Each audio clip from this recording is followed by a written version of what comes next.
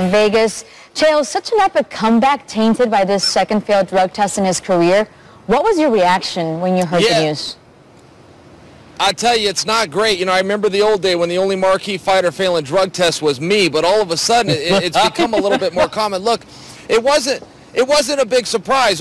I can tell you, as a guy that lived on that side of the tracks, I knew as soon as I saw Jon Jones with his shirt off that he was using something. I also thought because he was coming in off of a suspension that he must have found a way to maneuver around the test. It appears that he did not.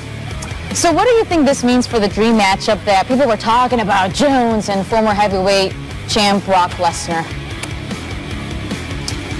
That's not going to happen. You know, I think that had a lot more legs to it, maybe for summer of 2018. I think that had more legs to it than people thought. But Jon Jones is going to be knee-deep in red tape for a while. I don't suspect that he's going to get anything less than 2 years. He's also got to fight this battle on two fronts. First, he's going to have to deal with the Nevada State Athletic Commission. The California State Athletic Commission, where his last match with Daniel Cormier took place. And then he is going to have to deal with USADA. They do not have to agree with one another. Whoever gives him the bigger or longer punishment is what he's going to have to serve, and that's going to be at least 2 years, in my opinion.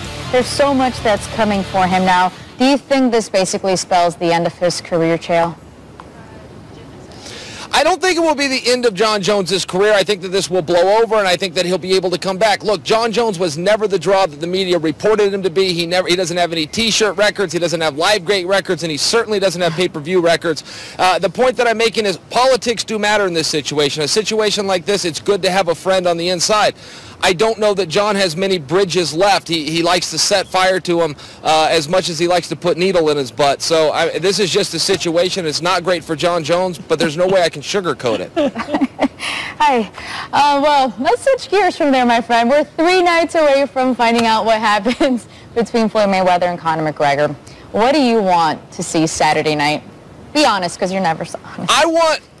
Listen, I want the truth to be told. We got 72 hours and nobody's told it. The entire integrity of the sport of boxing is on the line. There has never been an event. There's never been a football game, a basketball game, a hockey game. There's never been an event played where the entire integrity was on the line. You've got a guy who has never lost at boxing, taking on a guy who has never done boxing.